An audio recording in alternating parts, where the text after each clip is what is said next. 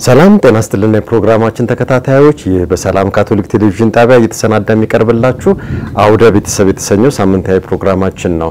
የፕሮግራም ክፍላችን ለቤተሰብ ህይወት የሚስማሙ የተለያዩ ፕሮግራሞችን እያሰናዳ ሁሉ ጊዜም ወደ እናንተ ወደ አድማጭ ተመልካቾቹ ይዞላችሁ ይቀርባል።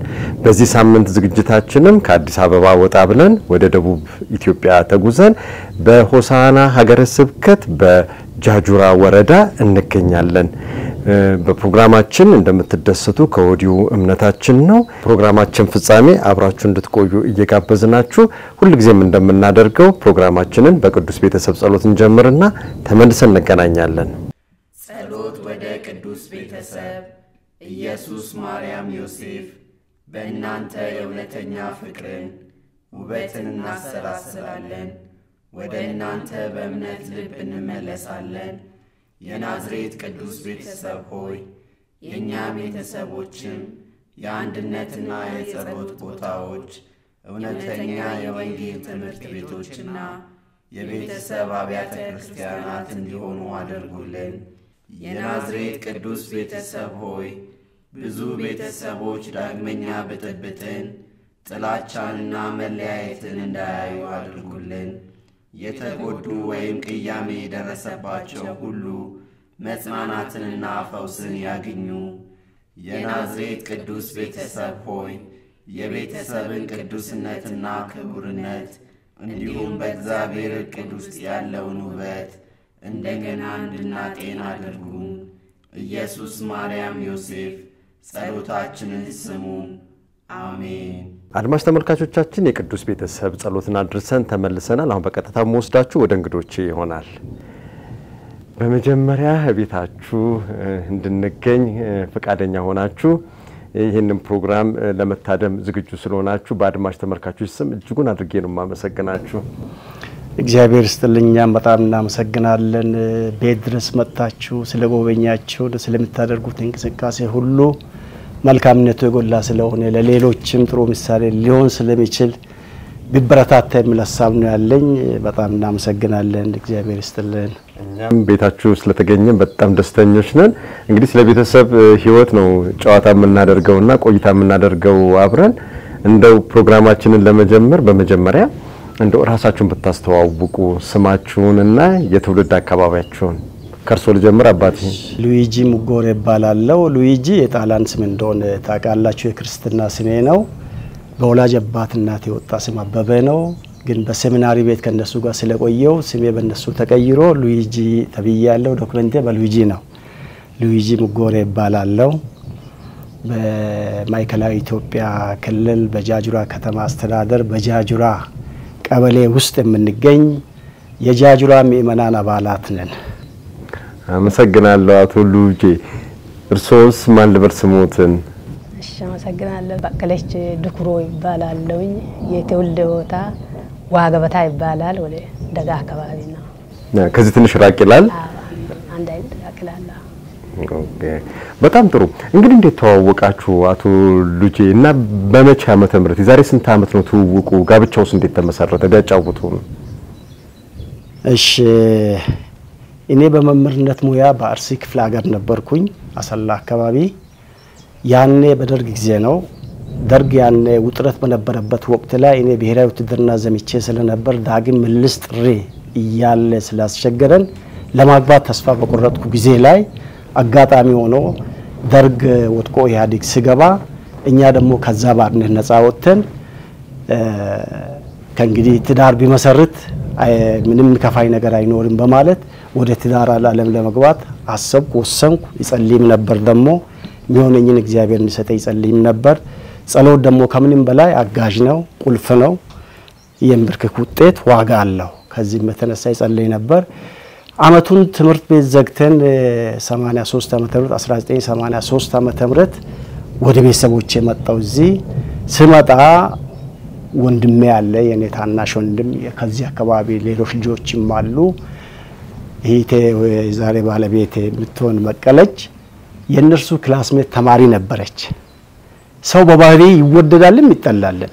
እንግዲህ እሷን በባህሪዋ ወደደዋትና የሆነ እቅድ አዘጋጅቶ ነበር ተጠበቁት። ወንድሞት ማለት የኔ ወንድም የኔ ወንድምና ሌሎች ልጆችም አሉ ከዚህ አካባቢ አብሮ ሃይ ስኩል ሊማሩ የነበሩበት እና እሷን በቁም ነገር አስበው ወንድሜ ቀጥታ ጠየቃት። እኔ አንቺን በጣም እወድሻለሁ፣ ወንድሜ እንዲህ አይነት ስራ አለው፣ መምህር ነው፣ ለረፍት ይመጣል፣ እንደው ብትተዋወቁ የሚል ሐሳብ አመጣ። ይህን መሰረት በማድረግ ነው ትውውቃችን። ይህን መሰረት በማድረግ ነው መጣው። ክረምት እንደመጣው አጀንዳውን ነገረኝ። በውስጤ ለማግባት ፍላጎትና ውሳኔ ስለነበር አልተደረደርኩም። እሺ እንተዋወቅ አሳየኝ አልኩ። ቤቷ ድረስ ሄዶ ቀጠሮ አስይዞ መጣ። ወንድሜን ይዤ ሊመጣ ነው ብሎ ሄዶ ቀጠሮ አስይዞ መጣ። በቀጠሮ ቀን ለሶስት ሆነን ሄድን። ቤታቸው ሻይ ቡና ተብለን ተጋብዘን ተያየን። ትንሽ ልጆቹ ጆሮ እንዲሰጡን አድርገን ሁለታችን ብቻ አንድ ጎጆ ውስጥ ቁጭ ብለን ተወያየን፣ ተነጋገርን። ስንነጋገር አንድ ትንሽ ቻሌንጅ ሊሆን የፈጠረው ነገር ምንድነው? እሷ የቃለ ሕይወት እምነት ተከታይ ናት፣ እኔ ካቶሊክ ነኝ። የሃይማኖት ጉዳይ ምን ያመጣ ልዩነት እያመጣ ይሄንን እንቶ ግደላችሁ ይሄንን እንቶ ዋናው ነገር እግዚአብሔር አብ መሆኑን ወልድ ኢየሱስ ክርስቶስ አዳኛችን መሆኑን መንፈስ ቅዱስ አጽናኛችን መሆኑን ማመን እንጂ የቤተክርስቲያን ልዩነት በእኔና ባንቺ መካከል ልዩነት ምንም አይፈጥርም። ዋናው የኔና አንቺ ፍቅር ነው።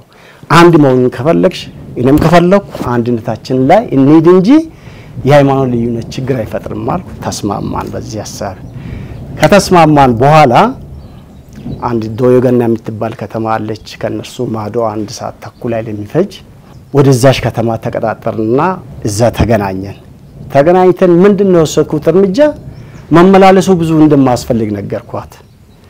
ክረምት ነው፣ ቶሎ መመለሻ ነን፣ አብረን መሄድ ነው ያለብን። ወደ ምን ውሳኔ ላይ ተስማማን። በቃ እንደ ለአመታት ያህል የቆየ ሰው ያህል ተግባባንኛ። ያ የኔ ኃይል አይደለም የእግዚአብሔር እጅ ሆኖ ነው። የኔና እሷን አንድ መሆንን ያቀደው እግዚአብሔር ያሳካ ጉዳይ እንጂ ወይ በኔ ፍቅር አሸንፌ ወይ በሷ ፍቅር ተሸንፌ እንደዛ አይደለም። እውነቱ የሩት አምላክ በመካከላችን ላይ ስለሆነ ቶሎ አንድ እንድንሆን አደረገ። ያለውን የጊዜውንም ጥበት ተሻምተን አንድ ሆነን በጣም ጥሩ። ወደዛ መጣለኝ። ከዛ በኋላ ወዳለው እንዴት ጋብቻው እንደተፈጸመ ወይዘሮ በቀለች ደርሶ ልምጣና እንዴት ነው የተዋወቁትና የሳቸው ወንድም እንግዲህ ነው ትውውቁን የፈጠረው ድልድይ የሆነው ማለት ነው። ከወንድማቸው ጋር በፊት ተዋወቁ ነበር። ከዛ በኋላ እንዴት ነው ጥያቄውን እሺ ብሎ የተቀበሉት? እስቲ ቢያጫውቱ። አይ ከወንድምየው ጋር አንድ ክላስ ነበር የምንማረው ሃይ ስኩል ላይ። እኔ አላወኩም፣ ያው በክላስ አብረን እንማራለን። በኋላ ላይ ይሄ እንዳይነት ጥያቄ ሲቀርብ እኔ ደግሞ ለወንድሜ አንተ ሲጠይቅ ሳይሆን እኔ ወንድምህን በአካል አይቼው ከወደድኩ ነው እንጂ ፍቅሩ እንጂ የሚያሸንፈኝ አንተ ጠይቀህ አይደለም ብዬ እምቢ አልኩት። ከዛ ችግር የለም አሁን ስራ ላይ ስላለ ይመጣል፣ ሲመጣ አገናኛቸዋለሁ አለ። ከዛ በኋላ እሱ ሳይመጣ በፊት ትምህርት ተዘጋ። እያጠያየቀ እስከ ሰፈር ድረስ ሄደ። ቦታውን ስለማያውቅ እያጠያየቀ ሄዶ ሰፈራችን አየ። ከዛ እሱ ረፍት ሲመጣ ደግሞ ክረምት ላይ ያው ለሶስት ሆኖ እስከ ቤታችን ድረስ ሄዱ። ከዛ ብዙ ተነጋገርን። ከዛ በኋላ ደግሞ አቅራቢያ የሆነች ከተማ አለች ዶዮገና፣ እዛ እንገናኝ ተባባልን። ያው በአዝኖ ቀጥሮ ሄድን። በዛ እንግዲህ አንድ ሆነን። ወይዘሮ በቀለች በጣም ነው ማመሰግነው። አሁን ወደ አቶ ሉጄ ይመጣልኝ። አቶ ሉጄ ታዲያ እንዴት ሆነ? እንደነገሩኝ ከሆነ እንግዲህ ሁለታችሁም ከተለያየ ሃይማኖት ነው። ያው እርሶ ካቶሊክ ነው፣ እሳቸው ደግሞ ከቃለ ሕይወት ናቸውና ይሄ ነገር እንዴት ሆኖ ቀጠለ? እስቲ ያጫውቱን። አዎ እሷን ይዘን እንደገባን ቀጥታ ቤት አላመጣንም። ምክንያቱም ተክሊል ሊፈጸም ይገባል፣ ትምህርት ልታገኝ ይገባታል፣ የተክሊል ትምህርት። ያ ደግሞ ለቤተክርስቲያናችን ዋናው መርሆ ስለሆነ ታላቅ ኢቴ ያለች ከዚህ አንድ 40 ደቂቃ ወደ ሚያስከዳ አካባቢ ሾንቆላ ጥግ ላይ እሷ ቤት ወሰድና እዛ አስቀመጥናት። እዛ ካስቀመጥን በኋላ ለካህኑ ለቆሞሱ አባ ካሲያኖ የሚባሉ ጣሊያናዊ ዜጋ ነበሩ ያኔ። ለሳቸው እጄ ነገርኩ። ካቴክስት መደቡ። ቀጥታ ካቴክስት መድበው ካቴክስት በሳምንት 3 ቀን እየተመላለሰ ያስተምራታል። እኔ አስቀድሞውኑ የቤት ሰው ስለሆንኩኝ የሷን እንትን የመለወጥ አይዲያ የመለወጥ ነገር ነው የተሰራበት። በፊት አሁን ከአንድ ለሃይማኖት ተቋም ወደ ለሃይማኖት ተቋም ሲመጣ የዶክትሪን ነገር ትንሽ ፍላክቹዌሽን መፍጠሩ አይቀርም ከዚህ የተነሳ እሷን ለማስተማር ስሉ በሳምንት 3 ቀን እየተመላለሰ ሲያስተምር ቆየ ከዛ የትምህርት ጊዜ ካለቀ በኋላ ሁለታችን ደግሞ አንድ አድርገው ስለ ተክሊሉ ህይወት ስለ ጋራ ኑሮ መመስረት አብሮ አንድ ላይ አስተማሩን ያን ትምህርት ከጨረስን በኋላ ነው ወደ ተክሊል የተመጣው ቀጥታ ከዛ ቤት አንስቶ ቤተክርስቲያን ነው ሄደችው እኔም ከዚህ ተነስቼ ወደ ቤተክርስቲያን ሄድኩኝ እዛ ተገናኘን ቃል ኪዳን ስነ ስርዓት ተፈጸመ ወደ ቤቴ ይገባው ስለዚህ እሳቸውን ካቶሊክ ሆኑ ማለት ነው ወይዘሮ በቀለች በጣም የሚገርመው የርሶ ቤተሰብ ወንድሞት እህቶት ለርሶ ቤተሰብ መመስረት መቼስ ትልቅ አስተዋጽኦ ያደረጉትና በጣም ጥሩ ወንድማማችነትና እህቶትም ያደረገችው አስተዋጽኦ በጣም የሚገርም ነው በጣም ደስ የሚል ቤተሰብ ነው ወይዘሮ በቀለች ወደ እርሶ ልምጣ ታዲያ ይሄ ጋብቻ ሲፈጸም እርሶም እንግዲህ ካቶሊክ ሆነው እንግዲህ ጋብቻው ተፈጽሞ በዚህ አይነት ሁኔታ ቀጠለ እንዴት ይሄንን ነገር ሊቀበሉት ቻሉት ምንም ብዙ አስቸገሮትም ከቤተሰብ አካባቢ በኋላ ትዳሮት ላይ ምንም ያመጣው ነገር የለም ብዙም አላስቸገረኝም ያው አምኜ ስለገባበት ብዙም አልተቸገርኩኝም ስለዚህ ብዙም አልተቸገሩም በደስታ ከዛ ወደ ተክሊሉ ነው የገቡት ስለዚህ ተክሊሉ እንዴት ነበር ከርሱ ይቀጥሉልኝ በዛው ተክሊሉ እንዴት ሆነ ጥሩ ነው እንግዲህ ጥሩ ነው ተክሊል ያስታውሳሉ ይዛን ጊዜ እነማን ካህናት ነበሩ አባ ካሲያኖ አባ ወልደ መስቀል ዶልሮ ወልደ መስቀል ዶልሮ ረዳት ካህን ነበሩ ትክክል ቤተሰቦቱም ተገኙ ይዛን ጊዜ ሰርጎት ላይ አልተገኙም ገና በኋላ ሽምግልና ታይዞ ቆይቶ ነው እንተናለት ኦኬ ከዛ ቤተሰቡ መቀላቀል የጀመረው ቆይቶ ነው ቀስ ይያለ ማለት ነው አሁን ግን ያ ሁሉ ተስተካክሎ ግን ከቤተሰቦቻችሁ ጋር ጥሩ ግንኙነት ነው ያለው በጣም ደስ የሚል ይወጣል በጣም ጥሩ ወደ እርሶ ልምጣ አቶ ልጄና እንግዲህ ከዛ ጋብቻውም ሆነ ትንሽ ስለሱ የሚያጫውቱኛል ከዛ እንግዲህ ልጆች ይመጣሉ የልጅ አስተዳደግ ነው እንግዲህ ትልቁ እንግዲህ የወላጅ ኃላፊነትና እስቲ ስለሱም ቢያጫውቱኝ እና እሷ እኔ ጋር ከመጣች በኋላ ሰው ቤት ነው ቆየው ቅድም እንዳልኳችሁ ከዛ በኋላ ሽምግልና ነው የተላከው ሽምግልና ይላካል ሁለት ሰው ሄድና ልጃችሁ በእጃችን አለች አታስቡ ምንም ችግር የለም ያለውን ነገር እኛ እንጨርሳለን ይባላል እንቀጣለንም ይባላል ካሳ እንከፍላለንም ይባላል የሚባለው ባይላየ ቋንቋዎች አሉ ካሳ እንከፍላለን ይባላል ከዛ ያን ሽምግልና አሰምተው ከተመለሱ በኋላ የጥሎሽ ጊዜ ነው ነበረው የጥሎሽ ጊዜ አባቴ አብሮ ይሄዳል ሌሎች ሽማግሌዎች ጨምረው ለ8 ሆኖ ይሄዱና ጥሎሹን ሰጥተው ይመጣሉ እንግዲህ ሽምግልና ከተላከ በኋላ ሌላ ችግር አይፈጥርም ዋናው አለመግባባትም የሚፈጠር እንኳን ቢሆን በሽምግልና ላይ ነው የሚታወቀው በእኛ ላይ ግን ምንም ችግር አልነበረም ኦሬዲ የሷነን ፍቅር አንድ መሆን ለሌሎች ምንም እንትን ያለ ነገር የለም በቃ እሷ ወዳ ከሄደች ምንም ማድረግ አይቻልም እኔም ወድጄ ከገባው ምንም ማድረግ አይቻልም ይህ ደግሞ የሁለት ሰው ትውውቅና ፍቅር መተሳሰር ወደፊት ለምናራምዳቸው ነገሮች ሁሉ በጣም መሰረት ነው የሚሆኑት ከዚህ የተነሳ ሽምግልና ተላከ ከዛ ተመለሱ የመልስ ጊዜ ሳይደርስ እንግዲህ መልስ ሽምግልና ሄዶ ጥሎሽ ከተሰጠ በኋላ መልስ ፕሮግራም ነው የሚጠበቀው ቤተሰቦቹ አይጠሩናል እሷንም ይዘነዳልን በርከት ያለ ሰው ነው የሚሄደውም ደግሞ ያ ሳይሆን በፊት የኔ መይጃ ጊዜ ደረሰ አመት በዓልም ገባ መስቀል አለ የኛ ሀገር መስቀል ደግሞ ሞቅድ መቃለ ነው ይደገሳል ከዚህ የተነሳ ሁለት ነገር አንድ ላይ ሊደራረብ አይቻልምና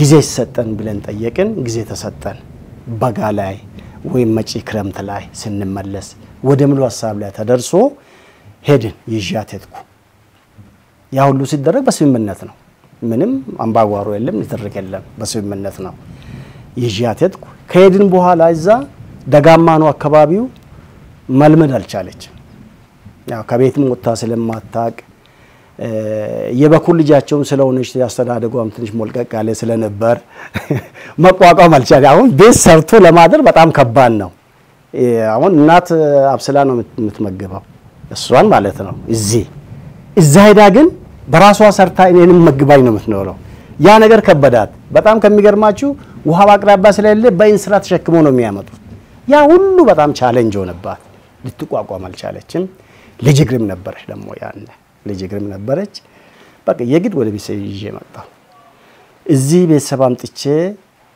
ማምጣቷን ማሰማት ስላለብን አሰማን ግድ ነውና ወደ እሷ ቤተሰብ መጡ ሲመጡ ጊዜ አሁን የሷ የታመመ ሰው ክሳት ይኖራል ድካም ይኖራል ሰውነት መጎዳት ይኖራል አይቶ በጣም አዘኑ በቃ እኔ ይዤ ሄዳለሁ ልጄን በእጄ ያቆያለሁ ብሎ ይዞ ሄደው እዛ ቆይታ አገግማ ዳና ከሆነች በኋላ እኔ ደግሞ ሄጄ ስራ ጨርሼ ክረምቱን ተመለስኩ ከዛ በኋላ እሷ መጣች ዳና ሆናለች መጣች ያንኑ ክረምት መልስ ፕሮግራም ተደረገ መልስ ፕሮግራም ተደርጎ ከዚህ ባጀብ ሄድን ባዳር ነው ሄድነው ውሎ ገባ ሳይሆን አዳር ነው አዳር ሄደን ይታረዳል ይደገሳል ጠጅ ይጣላል ጠላ ይጠመቃል ክትፎ ላይ ቅቤ በብርጭቆ ነው የሚጨለፈው ያ ሁሉ ተደርጎ ከዛም በኋላ የሚሰጥቃለ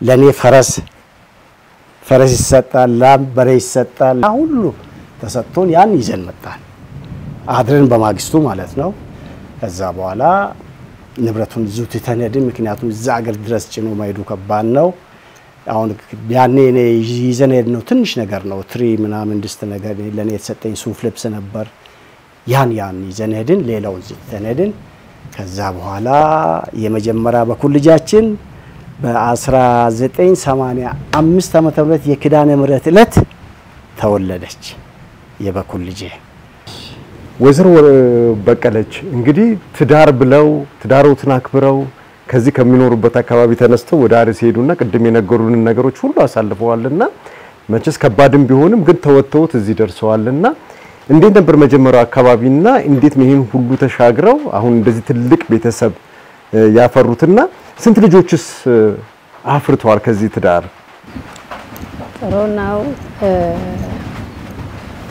በርግጥ ከዚህ አካባቢ ወጥቼ አላቅም ከተወለድኩበት አካባቢ ወጣ ብዬ አይቼ አላቅም ወደዛ ሲሄድ በጣም ነው ከበደኝ ቆራ ነው በጣም ይቀዘቅዛል ያንን ቅዝቅዛት አልቻልኩም ይሄን ሁሉ አልተስማማኝም ነበር እዚህ እኔ ለመርኩት የእንሰት ቂጣ እንጀራ የጤፍ ነው የለመድኩት እዛ ግን የስንዴ እንጀራ ማለት የገብስ እንጀራ ነው ይባላል አይስማማኝም ነበር በዛ ሁሉ ሲሰቃ የጋጣሚ አመመኝ ቀደም እሱ ብሎታል ሆስፒታል ወሰደ ከዛም እስከ ቤተሰብ ድረስ አመጣ ቤተሰቦቼ መጥተው ወሰዱ ያን ሁሉ ተሻግሬ ከመልስ በኋላ ደግሞ እዚህ መጣው እንዳለም ያው 1985 ላይ የመጀመሪያ ልጄን ወለድኩኝ ተክላላ ሁሉም ነገር በትግስት ማሳለፍ ነው ግን ውጣውራዶቹ አሉ በዛ ማለት ውጣውራድ ይኖራል አንዳንድ ችግሮች ይኖራሉ ግን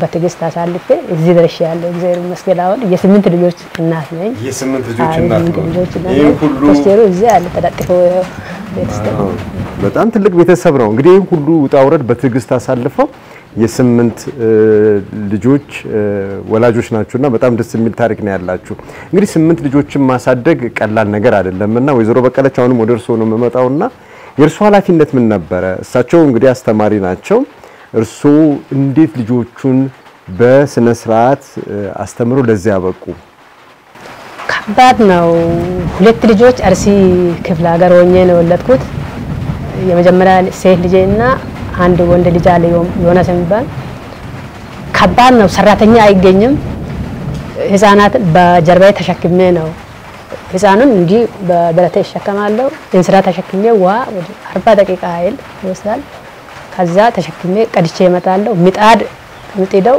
ልጅ አዝዬ ነው ቤት ምጠርገው አልጋ ማነጣጥፈው ሁሉ ልጅ አዝዬ ነው ከባድ ነው ህይወቱ በኋላ ላይ ከዛ ተዛውረን ስንመጣ መጀመሪያ የተወለዱ ልጆች እያደጉ ሲመጡ ደግሞ እርስ በርስ መተጋገዝ መረዳዳት ትልቁ ትንሹን እያደረጉ እንደዛው እዚህ ሀገር ከመጣን በኋላ ነው እዛው ሆኜ ግን በጣም ተቸግሬ ነበር ምን ያህል ጊዜ ቆያችሁ አርሲ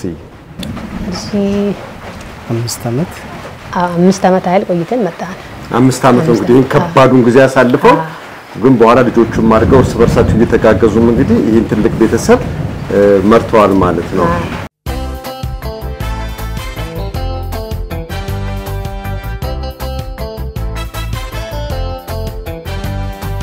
አቶ ልጄ ወደ እርሶ ልምጣና እንግዲህ ልጆችን ማሳደግ ስነ ስርዓት ማስያዝ የቤተክርስቲያን ህይወታቸውን ማስተካከል ይሄ ሁሉ እንዴት ተወጡት?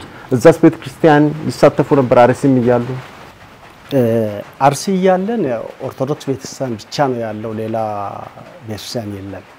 አርሲ እያለን ልጅ እኔ አንድ ያመንኩን ነገር አለ። ቅድም ብያለሁ ደሞዜ 230 ነው ብያለሁ። ግን እግዚአብሔር ረድቶን በእያንዳንዱ ልጅ መወለድ ምክንያት ሌላ ማገኛቸው በረከቶች ይታያሉ።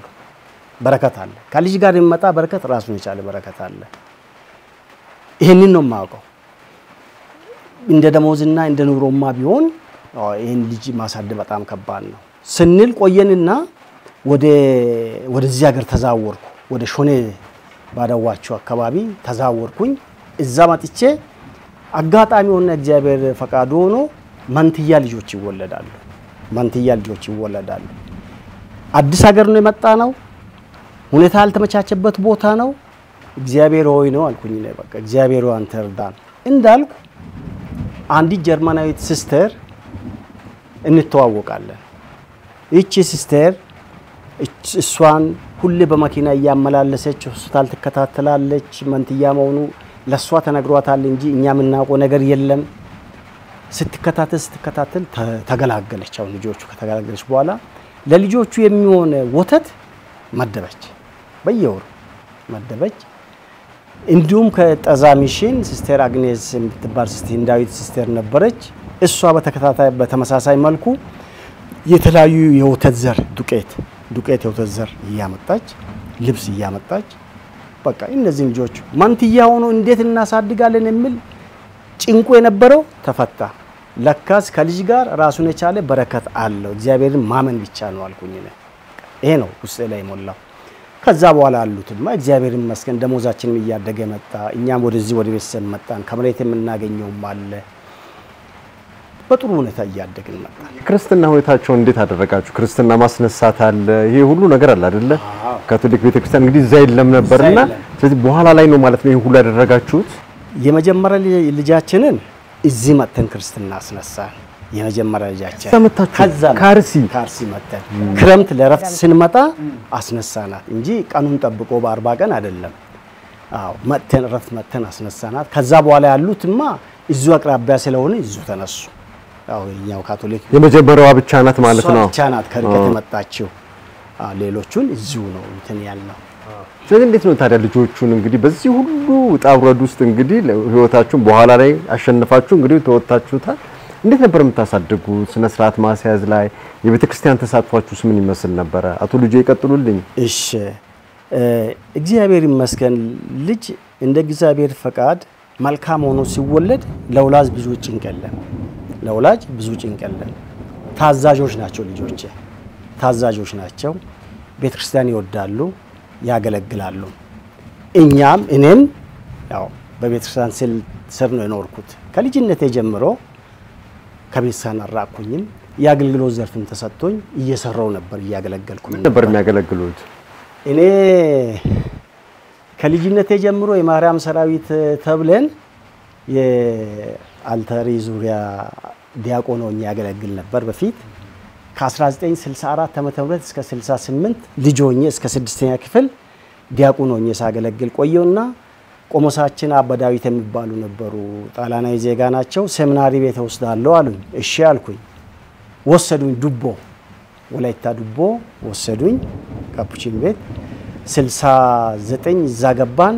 ከ69 እስከ 76 ድረስ ሴሚናሪ ቤት ቆየው። መገናሴን ለመጀመሪያ ጊዜ ከፍተን የገባ ነው እኛ ነበር። ኖፍሲያቶ የመጀመሪያ ማለት ላይ ተቀበልኩት እዛ ነው። እዛ ድረስ ሄድን። ከዛ በኋላ ወጣው። ትንሽ ችግር ነበር ቤት አካባቢ። የልጅ ጥረት አለ ለወላጆቻችን። አባቴና እናቴ ሁለት ወንድና ሁለት ሴት ልጆች ብቻ ናቸው ያሉት። እኔ የበኩር ልጅ ነኝ ለሳቸው እንግዲህ ለአባቴ ማለት ነው። ልጄ ጥሎ እዛ ገዳም ከገባ በቃ ሊመድን ነውና እኔ ሌላ ሚስት አግብቼ መውለድ አለብኝ የሚል ችግር መጣ ቤት ውስጥ። ያንን ለማግባባት ሲል ጥዬ ተመለስኩ። ቤተሰቤን ላግባባዬ መጥቼ እንደመጣው ሌላ ችግር የገጠመኝ ምንድነው? ማንም ተማሪ 12ኛ ክፍል የጨረሰ ብሔራዊ ውትድርና ሳይዘምት አገልግሎቱን ሳይወጣ ስራይዝም ተብሎ አዋጅ ወጣ። 76 አዲስ አበባ አጎቴ ጋር እጄ ሳለው ተያዝኩ። ብሔራዊ ውትድርና ተያዙ ተወሰድኩ ከመንገድ ላይ ማለት ነው አዎ ሁርሶ ገባው ሁርሶ ግዳጄን እዛችሁ ማይከል ላይ ጨረሱ እግዚአብሔር ይመስገን አለቃ ጥሩ አለቃ አጋጥሞኝ ከቢሮ ሳልወጣ ትኩስ እንጀራ እየበላው 3 አመት ተኩሌን ጨርሼ ተመለስኩ ወደ ተቋም ገባው መምህርነት ሙያ ላይ ገባው ናዝሬት አዳማ ቲቲአይ ነበር ያኔ እዛ ተማርኩ አመቱን ጨርሼ ወደ አርሲ ተመደብኩ እዛ 9 አመት ከቆየው በኋላ ወደ አግሬ ተመለስኩ ልክ እንደመጣው አባ በላይነ ተክለማርያም የሚባሉ ቆሞስ ነበሩ እዚህ አንተዋወቅም በፊት እንዱ አየኝና አንተ ሰው አሉኝ አቤት አልኩኝ ና እስኪ ያሉ ሄድኩ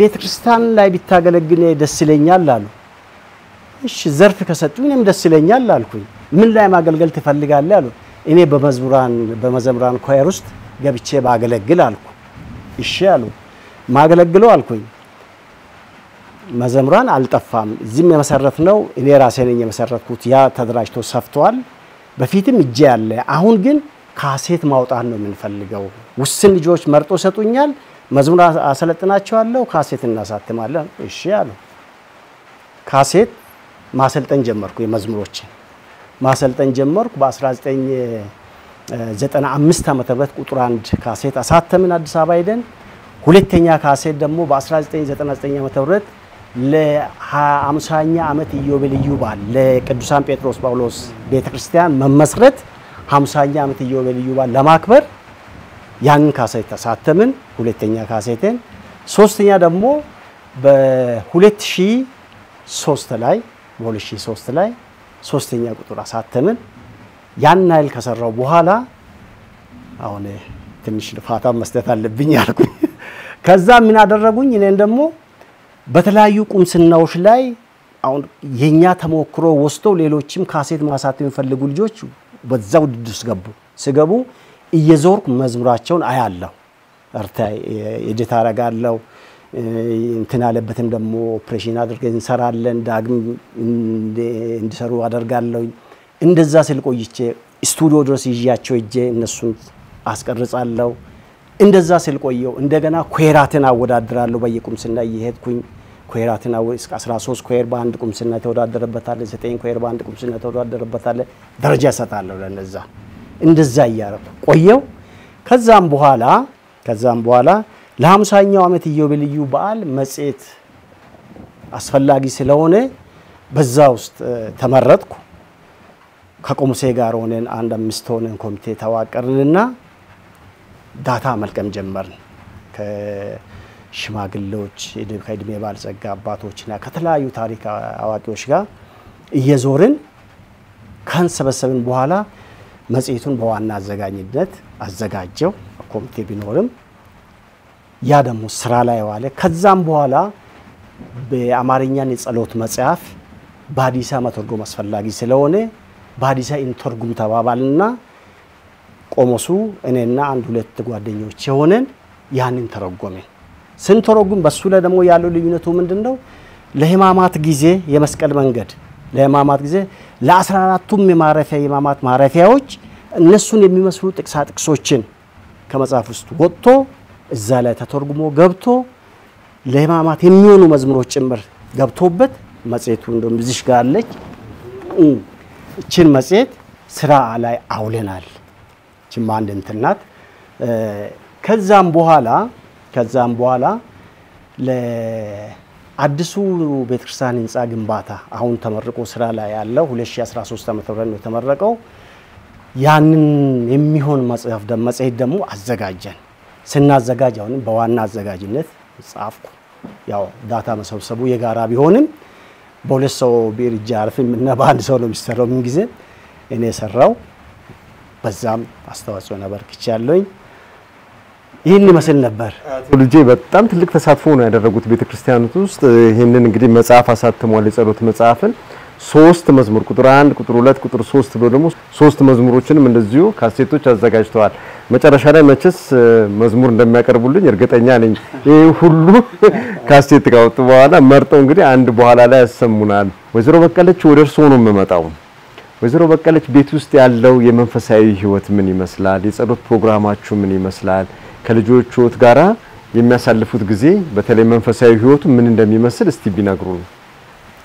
እሺ መንፈሳዊ ህይወት ጥሩ ነው። ጸሎት ፕሮግራም ያው ማታ ጠዋት እና እህል ሲቀርብ ያው በቀን 3 ጊዜ እናደርጋለን ማለት ነው።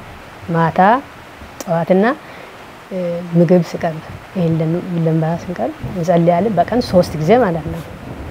የልጆቹ ሁኔታ ልጆች ሌላ እንደ ዘመኑ ልጆች አይሆኑም። በስነ ስርዓት እኛም ሳንመክር የተመከሩ ናቸው። እግዚአብሔር መክሮ ሰጣቸው ናቸው።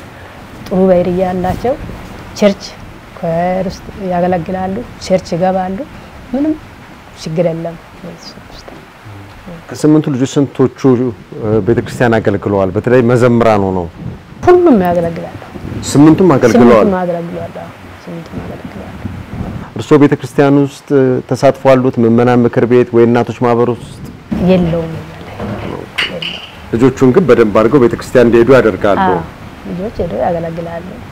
በጣም ጥሩ። አቶ ልጄስ እንዴት ነው የልጆችን የማሳደግ ሁኔታ፣ ልጆችን ግብረገብ እንዲይዙ የማድረግ ሁኔታ፣ የቤተክርስቲያናቸውን ተሳትፎ እንዴት ነው የተወጡት? እኔ እንግዲህ ከልጆች ጋር አዋቂውኝ አብሮ አንድ ኮየር ቆሞ መዘመር ለልጆቼም ጥሩ ምሳሌ ነው። ከዚህም የተነሳ ልጆቼ ሁሉም በየኮየራቱ ያሉ ናቸው። ዛሬ ዱባ አለ ልጅ ሲኤልሲ ማህበርን አቋቁመው አንድ ኮየር ሆነው የዊክሪ ኮየር ሆነው ሲያገለግሉ ከነበረበት ነው ወደ ዱባ ሄደው። ለአፍሪካ የሄደችውም ሁለቱም የኮየራት አባላቶች ነበሩ። ታላቅ የበኩር ልጄም ዘማሪ ናት፣ ስትመራም የቆየች ናት። አሁን ከታች ያሉትም ልጆች ሁሉም በቃ በየደረጃ ሁሉም ይሄ ያው ትምህርት ሴሚናሪ ቤት ያለውም ልጅ እንደውም እሱ እዚህ መጽሐፍ ቅዱስ አስተማሪ ነበር፣ ወጣቶችን ያስተምር ነበር። ያ በጣም አስተምር ነበር። እየተጠራ በተለያዩ ቁምስናዎች ሄዶ ወጣቶችን ያስተምር ነበር። በረከት ሉዊዝ ይባላል። ዩኒቨርሲቲ ትምህርቱን ጨርሶ ዲግሪውን ጨርሶ ስራ ከያዘበት ትቶ ነው የሄደው። በቃ ወስኗል። እሺ አንተ ውሳኔ ከሆነ ሂድ ነው ያለው። አልተቃወምነውም፣ ግን መርምር ብዬዋለሁ። መርምር፣ ራስን መርምር። ደርሶ መመለስ ሳይሆን ደርሰ የሚዘልቅበት መሆን አለበት። ተመክሮ ነው የገባው። በፊት በዲፕሎማ ፕሮግራም ጨርሶ ዳግም ዲግሪ ፕሮግራሙን ጨረሰ። ያኔ ሁሉ በስራ ላይ ነበር። አፕግሬድም አድርጓል። ስራም ላይም ያን ደሞዙን ትቶ ይሄዳል አለ። ሄዷል። ያሉትም እንደዛ ናቸው። ሁሉም በተቻላቸው ሰው መቼም ሁሉ ብርቱ ላይሆን ይችላል። ያቅሙን ኃይል ግን መስመር ላይ ከገባ ሰው አለ ማለት ይቻላል። ያቅሙን ኃይል ፍላጎታቸው በዛ ላይ ነው ስላለ ደስ ይለኛል። ቅድም ብያለኝ በተፈጥሮ ልጆቼ ከወላጆቻችንም ባህሪ ይሁን አናቅም፣ የከኛም ባህሪ ይሁን አናቅም፣ ጥሩ መልካም ስነምግባር ነው ያላቸው። የከሌ ልጅ እንዲያደረገ ተብሎ አማላጅ መጥቶ አቅም ጥሩ ክርስትና ህይወት አላቸው። ያገለግላሉ፣ ቤተክርስቲያን ይመላለሳሉ፣ አልባለ ቦታ ላይ አይውሉም። ይሄ ነው እንግዲህ እርሱም እንደነገሩኝም ከወጣቶች ጋር ነው እንግዲህ ቆሞ የሚዘምሩትና ይሄም ትልቅ ተምሳሌት መሆኑ ለልጆቹና ይሄም ቀላል አይደለምና ልጆቻችሁ ለዚህ ነው እንግዲህ መስመር ይዘው እንዲህ ትልቅ ቦታ ላይ የደረሱት። የመጨረሻ ጥያቄ የሚሆነው ምንድነው እንደዚህ ግጭት ተከስቶ ያውቃል ወይስ ደግሞ ችግራችሁ እንዴት ነው የምትፈቱት? አለመግባባት ሲከሰት የጎላ ችግር ተፈጥሮ አይተናናቀም። እንደው ትንሽ እንደው በምላስ አለመግባባት እንኳን ቢኖር በመቻቻል ነው የምናልፈው። ተቻችሎ መኖር ነው። የጎላ ችግር ሰው የሚያሰባስብ ወይም ንትርክ የሚያጣላ የሚያደባድብ ችግር እኛ ሳምተንም አይተንም አናቀም። ቤታችን ውስጥም የለም አይደለም። እነሱ ልጆቻችንን በዚህ መልኩ ቀጥተናቸው አናቀም። ስለዚህ ገርፋቸው አታቁም ልጆች? በፍጹም እውነት ነው። በምክር ብቻ ነው በቃ እንዲህ እንግባባለን። አድርግ ያደርጋል፣ አታድርግ አደርግ፣ በቃ ተመለስ ይመለሳል። ከዚህ ያለፈ ነገር ሌላ ምን እናደርጋለን? በጣም ትልቅ ቤተሰብ ነው። በጣም ደስ የሚል ቤተሰብ ነው። እንግዲህ መጨረሻ ላይ የምጠይቃችሁ እንግዲህ አቶ ልጄ ለወይዘሮ በቀለች ያሉትን ፍቅር ቢገልጹ አክብሮት ከ1983 ጀምሮ እንግዲህ የትዳር ጓደኛውት ናቸውና እስቲ ይህንን ቢገልጹ። ወይዘሮ በቀለችም እንደዚሁ ለአቶ ልጄ ያሉትን ፍቅርና አክብሮት ቢገልጹ። ከርሶ ልጀምር። አቶ ልጄ በቀለች ተሸካሚ ናት። በቃ ቀኝ ትከሻዬ ናት። ቢደክም ምታበረታታኝ ባስብ ቢጨነቅ ምታጽናናኝ ችግሬን እኩል ተጋርታ እንደው ችግር እንኳን ቢኖር እኩል ተጋርታ የሚንቸገረኝ ብላ የራሴ ጉዳይ የምትለው ነገር የለም በጋራ ሁሉን ነገር ተቻችለን ነው ያለነው እና የተገፋፋ ነው ነገር የለም እሷም ገፍተኛ አታውቅም እኔም ገፍቻ አላውቅም በጥሩ ሁኔታ ነው ያለነው እና ቤት ውስጥ እኔ ብዙ ጊዜ በተለይም በአገልግሎት ዞር ያለው እንደዛ ሶስቱ ካሴቶች ከማውጣትም ባሻገር 1995 ከማውጣታችን በፊት 1992 ነው ጥናት የጀመርነው ከ1292 ጀምሮ 2013 ድረስ ነው 2003 ድረስ ረጅም አመታት ናቸው እኔ ቤት አልቀመጥም በአገልግሎት ዞራለሁ ኮይሮችን ይዤ ደግሞ በየቁምስና ዞረን እንዘምራለን በየቁምስና ጋበዛለን አመታዊ ኮንፈረንሶች አሉ ክረምት የሚወጣ ተጋብዘን እንሄዳለን ያኔ ቤት ያለውን ነገር ሁሉ ችላ ምታኖረኝ እሷ ናት በጋይል ምሰበስበው ምታሰባስበው እሷ ናት ምታሰራው እሷ ናት እሱ ለአገልግሎት ሄደብላ የራሴ ጉዳይ ማት ብታስገባ ብታሳጭ የምትል ነገር የለም ያን ሁሉ ተቻችለን ነው የኖር ነው ደርሼ በመጣም እንኳን አሁንም ወዳው የሚጠራበት አጋጣሚ ይኖራል ጥይውጣለሁ ና ተመለሳትድ የለም ነው እንደውም አንዴ ማስታውሰው በጣም ጥሩ ነገር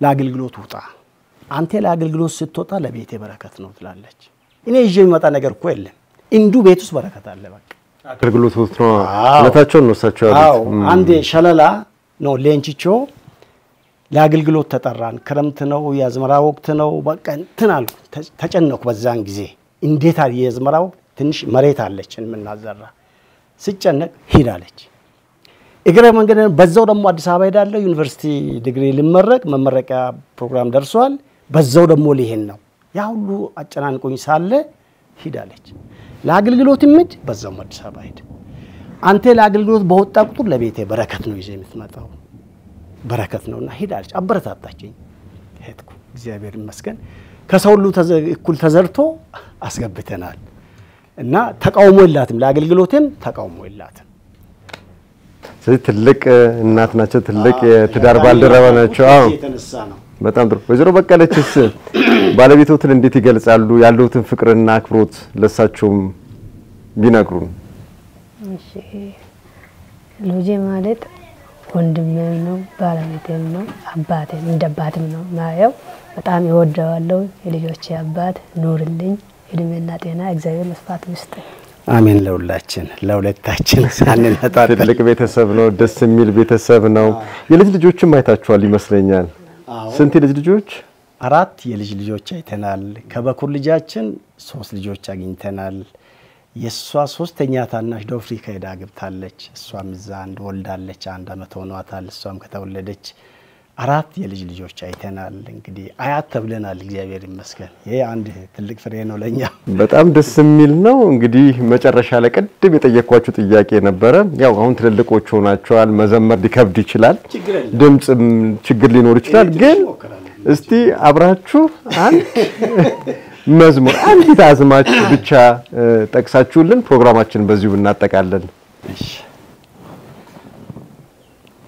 ዋው እንደምነው የምከን ተናሞኮ አወቀ ደነራ መመከን ተናሞኮ ሆገ አኮከ ይሰመምከን ተናሞኮ እቹ አካው ተስማ ከናላቦኮ